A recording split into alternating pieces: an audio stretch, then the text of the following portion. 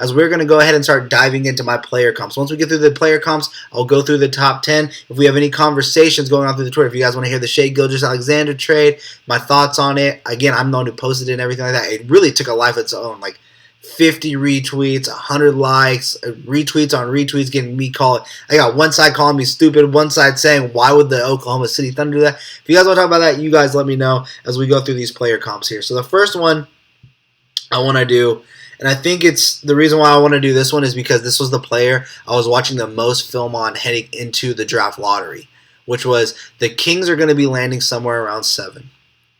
My favorite player in that range, and he still is at the moment, is Bennedict Mathurin.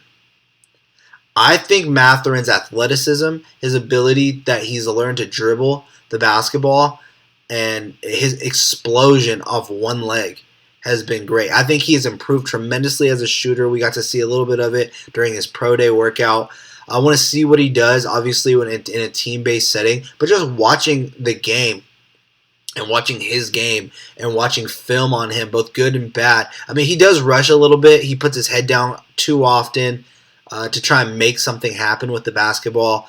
He's not the best at catch and shoot, but he definitely improved in his not only his shooting form, but knocking down shots. So for me, Bennedict Mathurin was someone I had my eye on, and people love hearing player comps. So here's my player comp to him. I think he's a Quentin Richardson.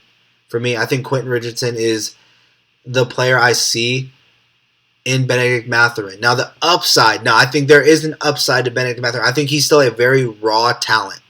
I mean, for all I know, he can turn into Gerald Green, but he is a very raw talent. He is Bennedict Mathurin, and I think that if he does develop correctly, if he lands in a Portland, or he lands, I mean, he's not going to fall. He's not going to fall too much further than I don't think he falls to 8, but if he finds a way and he falls to San Antonio, I have the upside of a Jaylen Brown on Bennedict Mathurin. If he falls to 9, or San Antonio finds a way to get into that top 6, and they snag Bennedict Mathurin, I feel like they have a perfect fit next to DeJounte Murray, number 1.